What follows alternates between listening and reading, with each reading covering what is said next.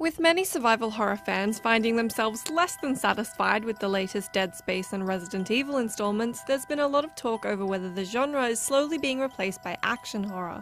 Fortunately, where AAA developers seem to be trying to appeal to a mass market and trading survival horror for action horror, indie devs are well and truly picking up the slack.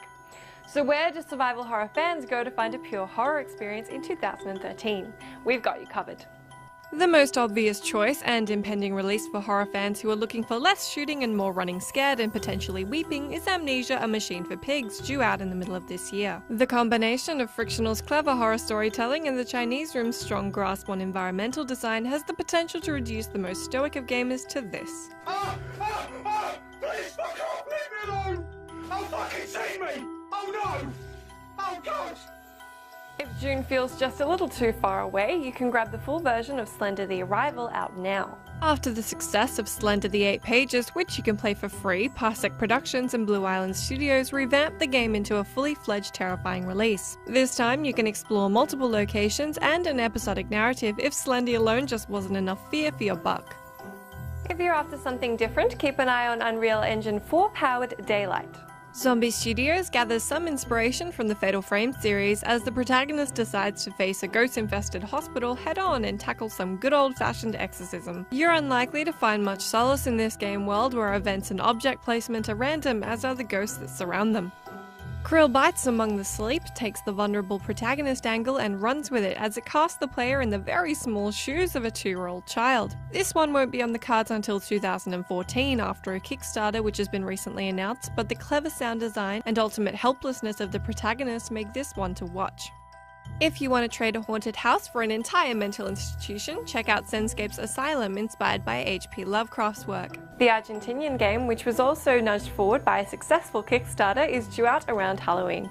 If you like to keep your survival horror experiences tightly locked in assorted madhouses, then Dementium 2 is due for release on PC and Mac after its original release on Nintendo DS. The graphics won't leave you breathless, and while there is the addition of weapons, the chilling story and main objective to get out alive will keep the fear alive for gamers.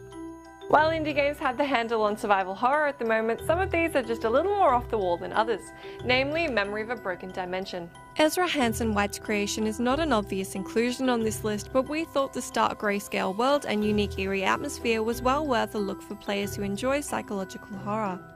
If you like your survival horror with a heavy dose, and I mean heavy dose, of Cabin in the Woods, then Until Dawn is the game for you. Featuring multiple characters who go from getting it on to getting murdered in 60 seconds, the player is encouraged to explore and defend the 8 characters through the Night of Terror. The PlayStation title, created by indie developer Supermassive Games, is optimized for PlayStation Move and will be out this year. If Earth isn't freaking you out like it used to, then Lunar Software's Routine is hoping to have you shaking in your space boots as you attempt to recover enough data to clue you into what happened to everyone stationed at the now abandoned Lunar Research Station. You get to run, hide, and experience the one true terror that haunts every gamer: permadeath. While it only exists in concept form thus far, Resident Evil creator Shinji Mikami has announced his new title Zwei, quoting, "I found my focus, and once again I'm striving for pure survival horror." Time will tell if Mikami really heads back to his roots. A must-play for survival horror fans this year has to be Red Barrel's Outlast, which spent the last month scaring the pants off of people at PAX.